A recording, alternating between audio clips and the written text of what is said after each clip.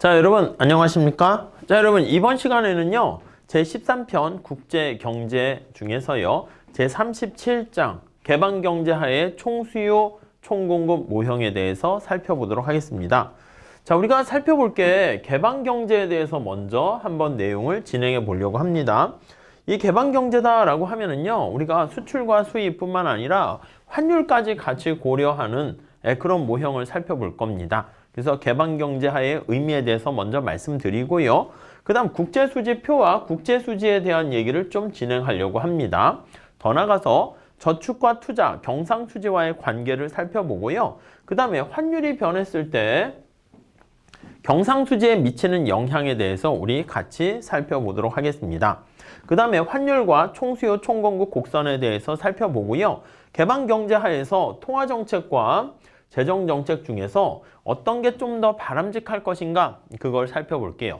그래서 이게 개방경제를 공부하시게 되면 우리가 거시경제학에 대한 전체적인 재정정책과 통화정책에 대한 모든 내용을 다 우리가 커버한다 이렇게 보시면 되겠습니다.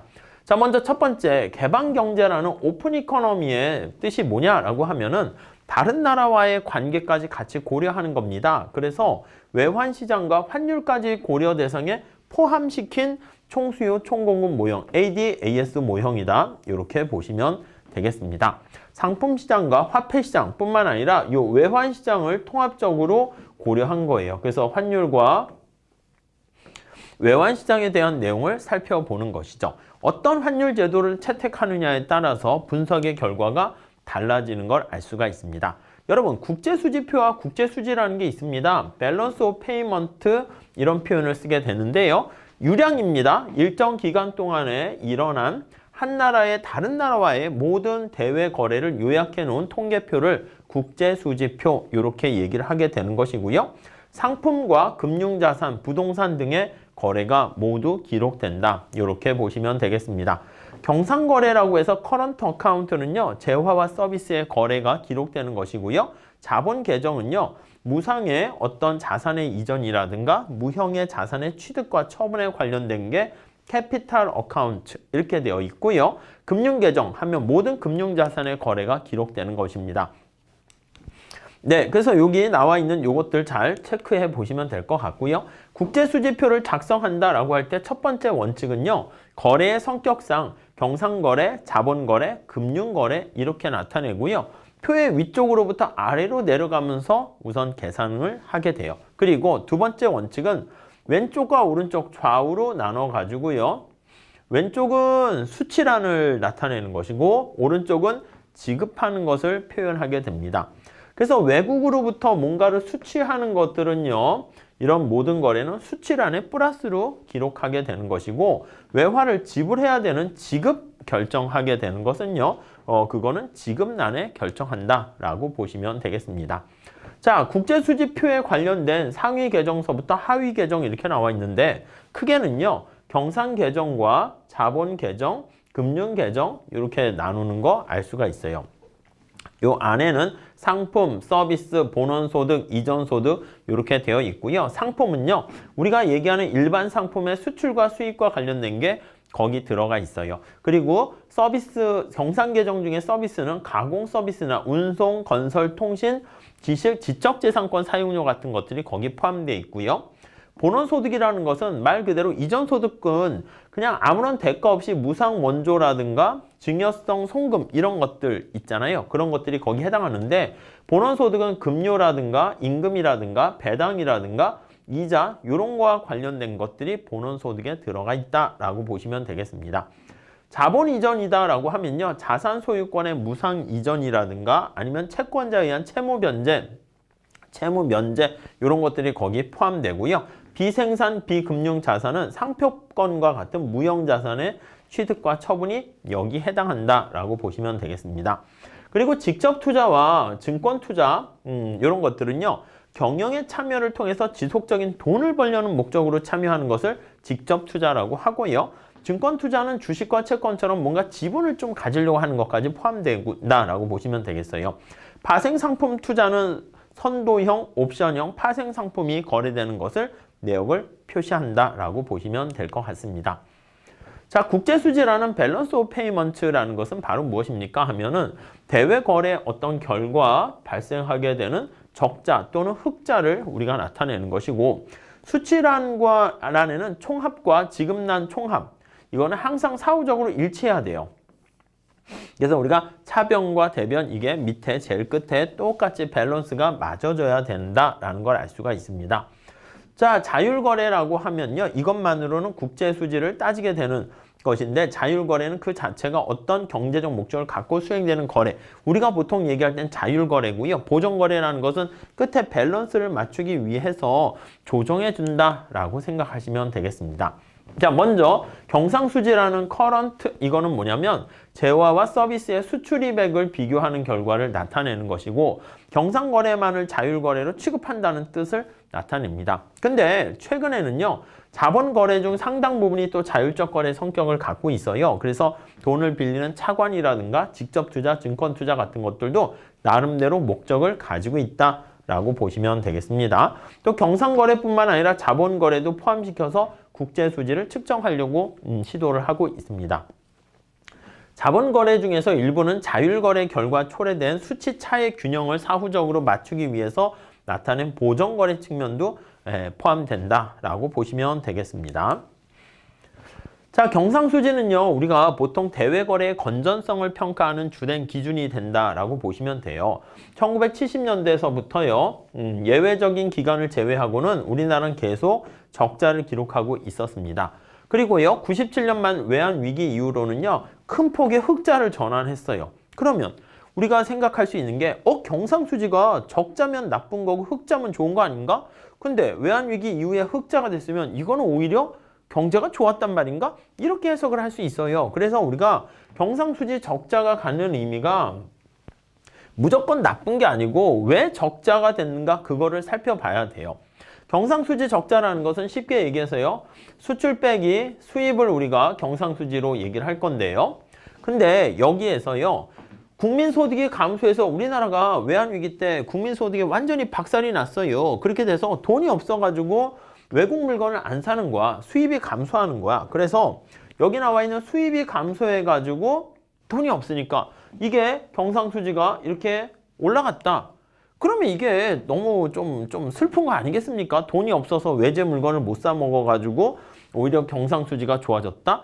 이게 좋은 게 아니라고요. 그렇기 때문에 경상수지가 이렇게 흑자가 되었지만 이게 오히려 안쓰러운 거죠. 그러니까 우리가 돈은 쌓였지만 밥을 굶어가지고 쌓인 거예요. 나갈 게 안 들어온 거라고 보시면 되겠어요. 그래서 경상수지가 일반적으로는 이제 흑자면 와, 수출을 많이 했구나 이럴 수 있는데, 수출 증가로 인해서 흑자가 되는 건 괜찮은데 수익 감소로 인해 가지고 흑자가 되는 것은 이거는 별로 좋은 건 아니다 라고 보시면 되겠습니다.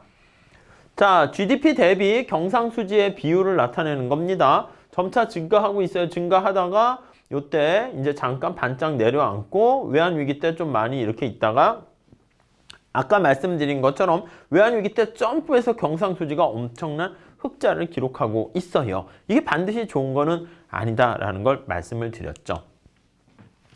자, 우리가 저축 투자와 경상수지와의 관계인데 요 식은 우리가 많이 봤습니다.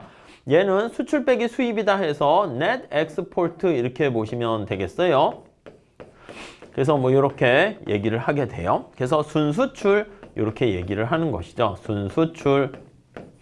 네, 이렇게 됩니다. 자, 수출에서 수입을 뺀 게 바로 순수출. 자, 그럼 순수출은 어떻게 됩니까? 얘네들을 전리 넘겨요. 그래서 Y는 Y 빼기 CIG 이렇게 빼는 겁니다. 우리가 요 CIG 있잖아요. 요거를 소비, 투자, 정부 지출 나타낸 요거를 뭐라 그럽니까 하면요, 요거를 압소프션이다 이렇게 얘기를 합니다. 국민 경제의 총 사용액이다 해서 압소프션 이렇게 표현을 해요. 참고로 봐주시면 좋을 것 같고요. 그 다음에 여기 나와 있는 순수출이 바로 경상수지를 나타냅니다. 어떤 생산한 제품의 총 가치에서 여기 나와 있는 사용한 상품의 총 가치를 뺀 것을 나타냅니다. 그래서 여기 생산한 제품의 총 가치가 국내 총 생산이 되고요. 여기 사용한 상품의 총 가치가 여기 나와 있는 총 사용액이야. 우리나라가 사람들이 압소프션이 이게 총 사용액이라고 지금 말씀드렸죠. 그래서 얼마나 사용했니? 이렇게 되는 거예요. 우리가 사용하지 않은 게 바로 순수출 이렇게 보시면 되겠습니다. 요 관계식 우리가 거시경제 처음 시작할 때 항등식 해서 봤는데 그 정도를 봐주시죠. 자, 그러면 여기에요. 바로 앞에 여기 보세요.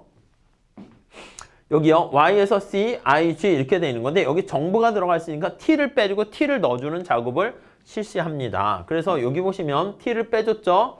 T를 넣어줬어요. 그러니까 요거 두 개가 상쇄가 되는 거예요. 앞에 거에서. 그래서 Y는 C, I, G 이렇게 되어 있는 건데 T를 넣었다가 T를 빼주는 거야. 자, 그래서 우리가 여기 나와 있는 것처럼 Y-T 이게 가처분 소득이잖아. 가처분 소득에서 소비를 뺀 나머지를 뭐라 그런다? 예, 맞습니다. 이게 민간의 저축이다 라고 생각을 하시면 될 것 같고요. 요 부분 있잖아요. 정부의 조세 수입에서 정부 지출을 뺀 거 이걸 뭐라 그래요? 맞아요. 이게 바로 정부 저축이다 이렇게 생각하시면 되겠습니다. 요 정부 저축과 민간 저축, 프라이빗 저축과 거버먼트 저축을 합친 걸 우리가 총저축해서 이렇게 표현할 수 있어요.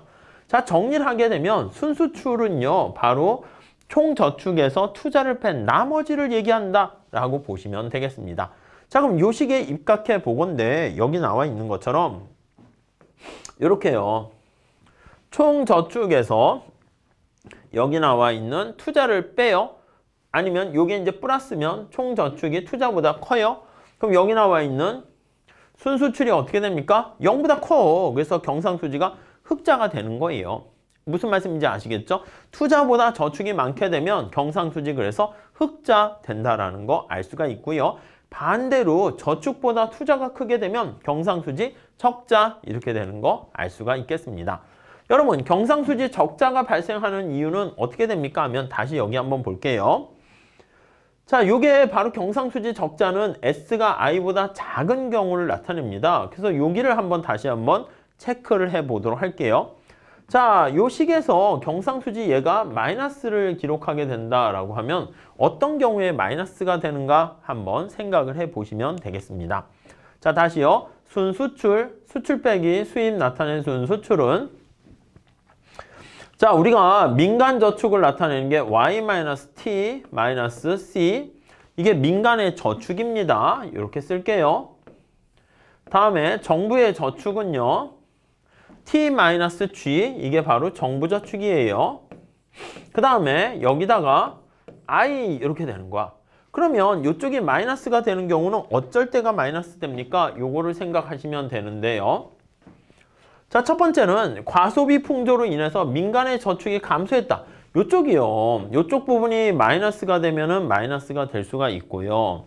아니면 정부가 방만한 재정 운영으로 정부 저축이 감소한 거야. 재정 적자가 발생한 겁니다. 요게 마이너스가 되거나 얘가 마이너스거나 얘가 마이너스거나 아니면요. 수출 산업의 생산성이 떨어져서 경쟁력이 약화된 거야. 수출이 안 되는 거죠. 얘 자체가 마이너스가 되거나 따라오시고 계시죠? 이 식에서 모든 걸 다 설명할 수 있어요. 아니면 여기요. 국내 저축의 변화 없이 투자 지출이 증가한 거야. 여기. 얘가 플러스가 되면 어떻게 돼? 빠지는 게 마이너스니까 그래서 얘는 내려가는 거 알 수가 있습니다. 자, 투자 지출의 증가로 인해서 발생한 경상수지가 적자가 된다라면 건실한 성장이 이루어지고 있다는 증거가 되는 거야. 무슨 말씀이냐면 투자를 우리가 많이 하면서 그로 인해서 경상수지가 적자가 발생하면 오히려 이거는 괜찮아지는 상황이다라고 생각을 하시면 되겠습니다. 그래서요. 경상수지 적자 자체보다는 그 원인이 중요한 거야. 왜 경상수지 적자가 발생했어? 그게 중요하다는 것이죠. 이해 가십니까? 자, 그래서 지속적인 경상수지 적자는 심각한 외채 위기의 원인으로 이어질 가능성이 있기 때문에 그래서 우리는 주의를 해야 된다라는 거 알 수가 있겠습니다. 다음에 우리가 지금 이 환율이 경상수지에 영향을 미치게 되는데 이 환율과 경상수지와의 관계 그걸 한번 살펴보려고 합니다. 먼저 마샬 러너 조건이라고 있어요. 자, 여러분 환율이 상승하게 되면 어떻게 됩니까? 하면요. 우리가 우리나라 상품보다 미국 상품의 가격이 비싸지는 거야. 그러면 어떻게 됩니까? 그렇죠. 우리나라 물건이 잘 팔리고요. 미국 물건이 잘 안 팔려요. 그래서 수출이 증가하고 수입이 이렇게 감소한다? 라고 생각을 하시면 되겠습니다. 수출 물량은 증가하는데 근데 문제는요. 여기 나와 있는 것처럼 수출액은요. 달러 표시되는 수출액은 작아질 수 있어요. 오히려 달러 표시 수입액은 항상 이렇게 감소할 수가 있습니다. 그래서 우리가 볼 때 환율이 상승했는데 순수출의 증가로 수출액의 증가로 반드시 이어지지는 않을 수가 있어요. 무슨 말씀인지 아시겠습니까? 여러분 여기 보시면 환율이 상승하게 되면 우리가 이렇게 한번 볼게요. 순수출이다 라고 하면 net export라고 쓸게요. 우리 책에서는 이렇게 쓰고 있어요. 자, 그러면 여기는 수출 금액에서 수입 금액을 뺀 거를 우리가 순수출 이렇게 생각할 거예요. 자, 근데 이게 어떻게 구성되어 있습니까? 라고 하면요. 수출품의 가격에다가 수출품의 엑스포트가 수출이니까 이렇게 할게요. 가격에다가 수출품에 대한 수출량 이걸 곱한 거야. 여기는요. 수입품의 가격에다가 임포트라고 쓸게요. 수입품의 수량 이걸 빼준 게 수입 금액이 되는 거예요. 이해 가세요? 여러분 잘 한번 보세요. 우선 첫 번째 여기 한번 보시면 이렇게 한번 볼게요. 환율이 상승했다라고 하면은 미국 물건의 가격이 비싸진 거야. 그래서 우리나라 물건 가격이 싸진 거야. 그러니까 우리나라 물건 가격이 싸졌어요. 싸졌어. 그리고 미국 물건 가격이 비싸졌어요. 이렇게 따라오셨죠? 자, 그런데 이제 중요한 게 여기 있어. 뭐냐면 우리나라 물건이 싸졌는데 수출이 증가해야 되는데 여러분 우리 탄력성 배웠죠? 탄력성. 우리가 수입 수요에 아니면 우리가 총 수입은 어떻게 돼? P 곱하기 Q가 되는데 우리가 가격을 무슨 뭐 학원이든 아니면 물건이든 상품 가격을 50% 깎았는데 이게 Q가 증가하는데 조금 증가했어. 조금. 어떻게 됩니까? 그럼 이게 마이너스라니까 오히려 감소한다니까? 가격은 떨어졌는데 얘가 조금밖에 늘지 않으면 우리가 수출 금액 자체는 줄어들게 되는 거야. 그게 바로 이거야. 여기 나와 있는 수출액은 작아질 수가 있어요. 반면에 여기 보시면 달러로 표시하긴 한 건데 여기 보시면 외국 물건의 가격이 비싸졌어요. 근데 우리나라 사람들이 소비 성향이 외국 물건 가격 비싸져가지고 이제 수입을 크게 막 해야 되는데 이게 비싸니까 확 줄여야 되는 건데 크게 줄이지 않은 거야. 조금밖에 줄지 않았어. 무슨 말씀인지 이해되십니까? 그래서 수출품에 대해서 우리가 여기 나와 있는 외국 수요의 가격 탄력성과 수입품에 대한 이 탄력성이 중요한 거야. 이게 민감하게 반응하지 않게 되면 이거 어떻게 돼요? 가격은 떨어졌는데 얘가 조금밖에 반응 안 하고 이렇게 이게 마이너스지? 이건 어떻게 돼요? 가격이 올라갔는데 얘가 조금밖에 줄이지 않은 거야. 외국 물건 가격이 비싸졌으면 우리가 이게 수입량이 줄어들어야 되는데 여기가 플러스가 되는 거니까 앞에 마이너스가 되죠? 그래서 이게 마이너스가 발생하게 되는 거야. 그래서 환율이 상승했는데요. 그럼에도 불구하고 여기 나와 있는 순수출이 마이너스가 되는 그런 결과를 초래하게 될 수가 있는데 그래서 이게 바로 여기 나와 있는 마샬 러너 조건이 성립하지 않는 경우에 그렇게 된다라고 보시면 돼요. 그러니까 우리가 상품 가격 할인을 할 때 우리가 굉장히 그 물건에 대해서 탄력적으로 반응해야지 우리가 와 신난다 이렇게 되는 거 아니겠습니까? 가격 할인하게 되면 사람들이 구름대 같이 몰려들기를 원해야 되는 거잖아. 근데 그게 그렇지 않게 되면은 오히려 총수입 그거는 마이너스로 감소하는 거 알 수가 있습니다. 그게 바로 J-커브 효과야. 환율이 올라갔습니다. 올라가게 되면은 순수출이 늘어나야 되는데 직후에는 순수출이 줄어들어. 앞에 이거랑 똑같은 거야. 환율이 올라가서 외국 물건의 가격이 비싸지고 우리나라 물건이 싸졌는데 아직 고객들의 반응은 어떻게 됩니까? 갑작스럽게 크게 반응하지 않는 거야. 그러다 보니까 순수출이 줄어들고 상당한 시간이 지나고 나서야 여기 나와 있는 순수출이 증가하는 결과를 보이게 됩니다. 이거를 그래프로 나타낸 게 여기 나와 있는 J-커브 효과 T0 시간에서요. 우리가 환율 인상 아니면 평가 절하가 이루어졌어. 요 상황 있잖아요. 요 상황. 그러니까 여기서 환율이 인상됐어요. 아니면 우리가 평가가 절하가 되었어요. 환율 인상은 평가 절하랑 같은 말이다. 이렇게 보시면 되겠습니다. 자, 그러면 이 상황에서 어떻게 돼? 이게 오히려 감소한다니까? 그러다 앞에서 말씀드린 것처럼 와! 환율이 올라가서 외국 물건의 가격이 비싸졌구나. 이렇게 생각해서 이게 팍 이렇게 올라가는 상황. 이거는 앞에 나와 있는 탄력적으로 크게 반응해야 되는 상황이 되는데 그게 바로 충족되는 경우를 마샬 러너 조건이 충족된다. 이렇게 보시면 되겠습니다. 자, 그래서요. 국제무역 양상이 환율 변화에 반응하는데 상당한 시간이 소요됩니다. 그래서 이거를 우리가 타임 렉이 발생한다. 이렇게 얘기합니다. 이렇게 타임 렉이 발생하는 경우에는요. 소비자들이 가격 변화에 따라서 소비 양식을 바꾸는데 시간이 걸리는 거야. 습관 이런 게 있잖아요. 무슨 말씀인지 아시겠죠? 우리나라 상품의 가격이 싸졌다 해서 야 그거 코리아 상품 그거 뭐 현대자동차 그거 뭐 퀄리티가 제대로 된 거야? 싼 맛에 일부는 사겠지만 진짜 퀄리티 좋은데 싸다? 이런 걸 나중에 깨닫게 되는 것이기 때문에 즉각 국내 가격에 이런 것들이 반영되지 않기 때문에 그렇다라고 생각을 하시면 되겠습니다. 이해 가시겠죠? 네. 그래서 모양이 이게 국자같이 생겼다. 만약에 우리나라 사람이 만들었으면 국자 효과 했을 텐데 영어의 J자 형태 같이 생겼다 해서 J커브 효과 이렇게 얘기합니다. 자, 다음 환율과 총수요 총공급 곡선에 대해서 보면 자, 오픈 이코노미예요. 개방 경제입니다. 환율이 변화하게 되면 어떻게 된다? 순수출이 증가합니다. 경상수지가 이걸 통해서 여기 보시면 환율의 상승은 순수출이 증가했어요. 순수출 증가는 어떻게 돼? 총수요가 Y는 C, I, G, 그 다음 여기 순수출 이렇게 돼 있어. 자, 그래서 여기 나와 있는 순수출이 증가하게 되면은 그 결과 여기요 총수요가 증가하게 되는 거 알 수가 있고요. 그 결과 총수요 곡선이 AD 곡선이 우측으로 이동한다라는 거 우리가 체크해 볼 수가 있겠습니다. 이해 가시죠? 환율이 상승하게 되면요. 또 하나는 뭐냐면 외국 물건 가격이 비싸지는 거 아니겠습니까? 여러분, 우리나라가 모든 어떤 부품이라든가 중간재라든가 투입물을 다 국내에서만 생산하게 되면은 국내 걸 사용하게 되면 별 문제가 없는데 외국에서 빌려오는 것도 있단 말이야. 급기야는 물건을 만드는데 휘발유 가격 같은 것들이 올라가게 되는 거랑 비슷해. 그러니까 생산 비용이 상승하게 되면은 비용 증가로 인해서요. AS 곡선이 좌측 상방 이동한다라는 거 알 수가 있게 됩니다. 아셨죠? 그래서 환율 상승이 물가 상승을 가져오는 것은 분명하지만 국민소득에 대해서 미치는 영향은 아직 잘 모르겠다. 이렇게 보시면 되겠습니다.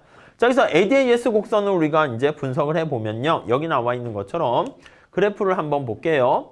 자, 환율이 올라가게 되면 여기 나와 있는 것처럼 순수출 증가로 총수요가 증가하는 거예요. 총수요가 증가해서 얘가 AD 곡선이 상방 이동하게 되는 거 알 수가 있고요. 더 나가서요. 환율이 올라가면 외국 물건의 가격이 비싸지니까 코스트가 증가하게 되는 거 이해 가십니까? AS가 상방 이동하게 되는 거 우리가 확인할 수가 있겠습니다. 이해 가시죠? 네, 그래서 그런 것들을 우리가 생각해 볼 수가 있을 겁니다.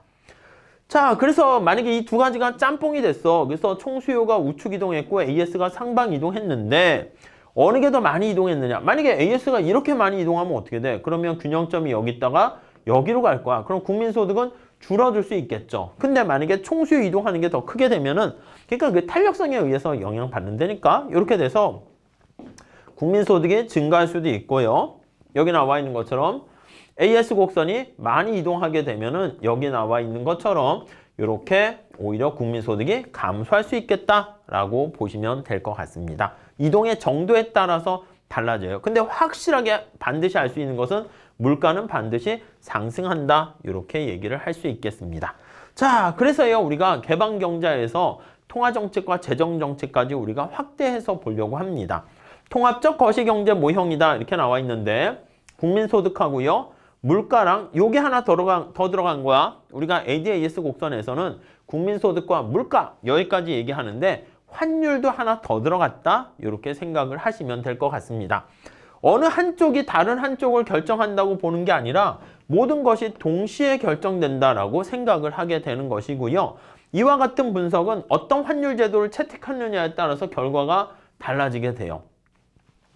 자, 이거는 변동환율 제도냐 고정환율 제도냐에 따라서 결과가 달라지는데 좀 어려워요. 어려운데 천천히 여러분 백지에다가 그림을 따라 그리시면서 연습을 하셔야 돼요. 아셨죠? 먼저 간단히 봅시다.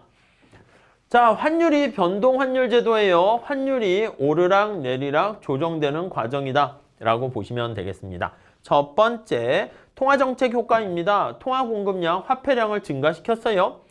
그러면 우리가 LN 곡선이 우측 이동하게 되면서 총수요 곡선이 우측으로 이동하게 되는 거 알 수가 있습니다. 여러분, 총수요 곡선이 자 머릿속으로 상상해 보세요. AD 곡선이 우측 이동하게 되면은 국민소득이 증가하고 물가가 상승. 여기까지는 뭐 쉬운 얘기입니다. 자, 그런데 여기 보시면 통화량이 증가하면 이자율이 어떻게 돼? 떨어지잖아. 그렇죠. 이자율이 하락한단 말입니다. 이자율이 이렇게 하락하게 되면은 자, 어떻게 돼요? 해외 이자율보다 국내 이자율이 더 낮아. 그러면 어떻게 돼요? 돈을 갖고 있는 사람들이 어떻게 돼? 해외로 가지 않겠습니까? 맞아요. 해외로 빠져나가는 거예요. 달러가 해외로 빠져나가면 우리 어떻게 돼요? 환율이, 자, 우리나라가 이렇게 있는데 여기 원화와 달러가 이렇게 있습니다. 근데 달러가 자꾸 밖으로 유출돼서 나갑니다. 그럼 달러의 양이 어떻게 돼요? 자꾸 감소하는 거 이해되십니까? 자꾸 감소해요. 자꾸 감소해요. 자, 달러의 양이 자꾸 감소하게 되면 달러의 가치가 비싸진다니까요. 그래서 환율이 상승한다니까요. 그럼 총수요 곡선이 우측으로 이동하게 되는 것을 알 수 있고요. 총 공급 곡선은 좌측으로 이동하는 거 알 수 있어요. 우리 앞에서 얘기했잖아. 환율이 올라가면 순수출이 증가하니까 AD 곡선이 우측 이동하는데 환율이 올라가게 되면 어떻게 돼? 코스트, 중간재를 외국의 물건을 갖다 쓰게 되면은 여기 나와 있는 것처럼 총 공급 곡선이 상방 이동하게 된다는 것을 알 수가 있잖아요. 무슨 말씀인지 아시겠죠? 자, 그렇기 때문에 여기 나와 있는 것처럼 환율이 변화할 때 총 공급 곡선이 여기 좌측으로 이동하고요. 총 수요 곡선은 우측 이동하는데 어느 게 더 크냐에 따라서 결과가 달라집니다. 그런데 일반적으로는요. 총 수요 곡선의 이동폭이 좀 크다고 가정을 하고 얘기를 많이 합니다. 실제로 해보니까 그런 경우가 더 많다 이런 얘기죠. 자, 그렇게 되면요. 폐쇄 경제의 균형에 비해서 국민소득 증가와 물가 상승폭은 또 더욱더 커지게 되는 것이고 결국 통화정책의 장기 확장 효과가 더욱 증폭됩니다. 여기요. 그래프를 한번 봐보도록 할게요. 총수요가 이렇게 우측으로 이동하는 거 보이시죠? 근데 거기서 끝나는 게 아니라 이렇게 우측 이동했는데 여기 다시 한번 볼게요. 통화량이 증가해서 AD 곡선이 우측 이동한 거. 여기까지는 뭐다? 예, 여기까지는 바로 여기까지는 폐쇄 경제 하에서 끝 이렇게 되는 거야. 폐쇄 경제 하에서는 여기서 끝이고요. 자, 폐쇄 경제 하에서 균형은 이걸로 끝 이렇게 되는 거예요. 근데 개방 경제 하에서는 어떻게 됩니까? 하면 이게 더 들어간다니까 환율 상승이라는 게 더 들어가게 돼요. 더 들어가게 돼요. 여기 다시 볼게요. 폐쇄 경제 하에서는 여기 보시면 AD가 우측 이동하는 걸로 끝, 여기서 끝 이렇게 폐쇄 경제 이렇게요. 근데 개방 경제에서 어떤 일이 발생합니까? 하면은요. 여기 개방 경제에서는 여기 나와 있는 것처럼 환율이 상승하게 되면서 AD가 또 한 번 우측으로 이동합니다. 이해되십니까? 여기서 AD가 한 번 또 이렇게 우측으로 이동하고 AS가 또 상방 이동하는 효과가 발생해서 여기서 여기까지 가게 되는 거 알 수가 있어요. 만약에 총수요가 더 많이 이동한다라고 하면은 국민소득의 요 Y1이 폐쇄 경제에서 국민소득인데 훨씬 더 많이 증가하게 된 걸 알 수가 있어요. 물가도 폐쇄 경제에서는 이만큼이 될 텐데 폐쇄 경제 하에요. 개방 경제 하에서는 이만큼 추가적으로 더 올라가게 된 것을 알 수가 있습니다.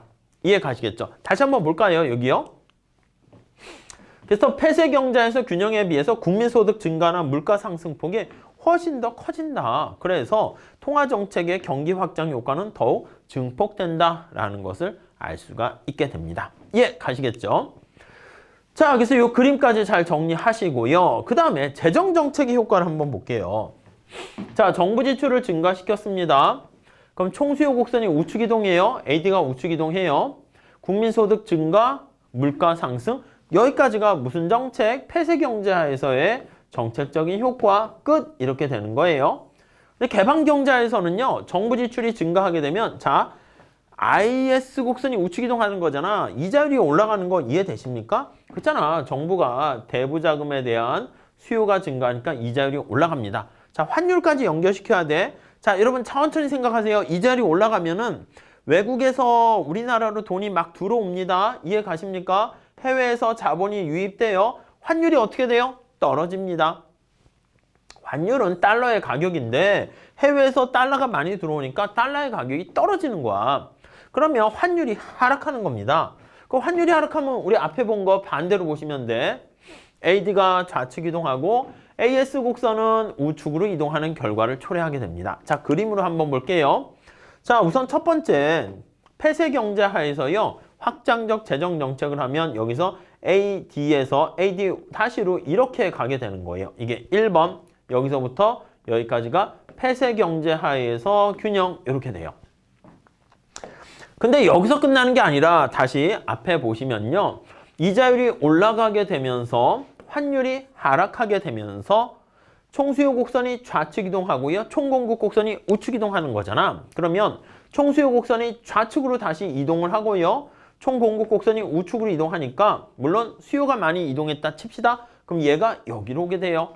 이게 개방경제 하에서의 균형 이렇게 되는 거 알 수가 있습니다. 이해되세요? 자, 그러면 여기 보세요. 폐쇄경제에서의 어떤 균형에 비해서 국민소득 증가와 물가 상승의 폭이 어떻게 됩니까? 작다라는 것을 알 수가 있게 됩니다. 자, 통화정책의 경우 환율이 올라가는데요. 우리 앞에서 봤어요. 통화정책을 실시하게 되면은 환율이 올라가는 결과를 초래하는데 재정정책을 실시하게 되면 여기요. 환율이 내려간다라는 것까지 우리가 고려해야 된다는 겁니다. 이해 가셨죠? 자, 그래서 통화정책은 오히려 순수출을 증가시키는 데 비해서 재정정책은 순수출을 감소시켜서요. 총수요를 깎아내리는 결과를 초래합니다. 이해 가시죠? 자, 그래서 우리가 여기 나와 있는 것처럼 재정정책은 재정적자와 동시에 경상수지 적자가 동시에 발생할 수 있다라는, 그래서 그걸 우리가 쌍둥이 적자다 이렇게 얘기를 합니다. 아시겠습니까? 요거 한번 체크 정리하시면 되겠습니다. 그래서 결론 내리면요. 변동환율제도 하에서는 통화정책이 재정정책보다 훨씬 더 효과적인 정책 수단이다. 이렇게 보시면 되겠습니다. 요 그림하고 같이 연결해서 잘 보시면 될 것 같아요. 자, 그러면 우리 고정환율제도에서 한번 볼게요. 고정환율제도는 환율이 고정돼 있습니다. 그래서 통화정책을 사용했어요. 그럼 통화량이 증가했습니다. 그러면 AD 곡선이 우측으로 이동한다는 거 여기까지 따라오셨죠. 자, AD 곡선이 우측 이동하게 되면은 여기서 끝나는 게 아니라 이자율이 떨어져. 그래서 여기까지가 이제 원래 폐쇄 경제에서 얘기하는 거잖아. 근데 이자율이 떨어지게 되면은 환율은요, 이자율의 반대라고 생각하시면 돼. 이자율이 떨어지니까 달러가 어떻게 돼? 해외로 나간다니까? 해외로 나가요. 해외 투자로 이렇게 나가게 되는 거니까 외환에 대한 초과 수요가 발생합니다. 이 외환에 대한 초과 수요를 해결하기 위해서 여러분 잘 보세요. 이게 고정환율 제도인데 여기 보시면 원화와 달러가 이렇게 있는데요. 달러가 자꾸 이자율 하락으로 유출돼서 나가요. 유출돼서 나가면 여러분 다시 한번 보세요. 달러의 양이 자꾸 줄어드는 거 아니겠습니까? 그럼 달러의 양이 바로 달러의 가치가 바로 환율인데 환율이 여기 줄어드니까 상승하려는 힘으로 작동한단 말이에요. 근데 여러분 잘 보세요. 환율이 올라가면 안 된다니까 고정환율 제도라서. 이거 좀 어려운 파트예요. 그러니까 천천히 잘 복습 다시 하셔야 돼요. 환율 올라가는 걸 막기 위해서는요. 여기 중앙은행이 외환 보유고를 가지고 있어서 달러를 막 공급해야 돼. 달러를 공급하는 대신에 달러를 공급하고요. 그래서 요거 비중을 맞추는 대신 뭐예요? 대가로 원화를 흡수해야 돼. 통화량이 이렇게 해서 감소하게 된다라고 보시면 될 것 같습니다. 자, 그래서 외환을 공급해야 되는데 그 과정에서 화폐 공급량이 감소해요. 그래서 달러를 공급하면서 대신 뭔가 원화를 땡겨야 되잖아. 그래서 비율을 맞춰야 되잖아. 그래서 환율이 올라가는 것을 억제를 해야 됩니다. 이해가시겠습니까? 그럼 총수요 곡선이 이렇게 좌측으로 이동한다라는 거 알 수가 있어요. 그래서 당초의 확장 효과가 부분적으로 상쇄된다라는 것을 우리가 확인할 수 있겠습니다. 자, 정리하시면 폐쇄 경제 균형에 비해서 개방 경제 하에서는요. 여기 나와 있는 통화 정책이 갖는 경기 확장적인 효과는 점차 작아지게 된다라는 것을 알 수가 있고요. 고정환율 제도에선 그래서 문제가 뭐냐면 이거야. 안타까운 게 뭐냐면 아니 여러분 통화량을 증가시켰다 감소시켰다 하는 이런 통화 정책은요. 바로 국내 경기를 조정하는 수단으로 사용해야 되는데 어떻게 된다? 맞습니다. 통화량을 조정하는 능력이 지금 환율 방어하는 데 쓰는 거야. 이거 뭐라고 했습니까? 트리니티 임파서블 이런 표현을 썼습니다. 그래서 고정환율 제도에서는 정부가 화폐 공급량을 자유로이 조절하지 못하기 때문에 문제가 된다. 이렇게 정리하시면 되겠습니다. 자, 그래서요. 여기 다시 한번 볼게요. 고정환율 제도에서요. 화폐 공급량을 증가시켰어요. 화폐 공급량을 증가시켜서 얘가 첫 번째 1번 해서 AD 곡선이 우측으로 이동했습니다. 근데 앞서 말씀드린 것처럼 여기 보시면 환율이 여기 올라가는 것을 억제하기 위해서 통화량이 감소하니까 AD 곡선이 이렇게 다시 좌측으로 이동을 하는 문제가 발생합니다. 그래서 얘가 2번 해서 줄어드는 결과를 초래하게 되는 거죠. 그러니까 폐쇄 경제 하에서는요, 여기 나와 있는 것처럼 여기까지 국민소득이 증가하는 것을 알 수 있는데, 개방 경제 하에서는요, 여기에서 균형이 달성된다라는 것을 우리가 확인할 수 있겠습니다. 무슨 말씀인지 아시겠죠? 네, 그렇게 정리하시면 되겠습니다. 자, 그래서 우리가 고정환율 제도에서 통화정책 효과를 살펴봤고요. 그 다음에 고정환율 제도 하에서 재정정책의 효과를 또 비슷한 메커니즘으로 볼게요. 정부 지출을 증가했어요. AD가 우측 이동하는 거 알고 있을 겁니다. 오케이, 이해되시죠? 그런데 정부 지출 증가로 인해서 어떻게 돼요? 이자율이 올라간다니까? 이자율이 올라가요. 그러면 해외에서 자본이 막 들어와. 여러분 다시 한번 볼게요. 우리나라가 있고 외환시장이 있어요. 여기 원화와 달러가 있는데 해외 시장에서 달러가 유입된다라고 한번 생각해 볼게요. 달러가 점차 많아지는 거야. 그럼 어떻게 돼? 달러의 양이 많아지게 되면요, 달러의 가치인 환율은 어떻게 됩니까?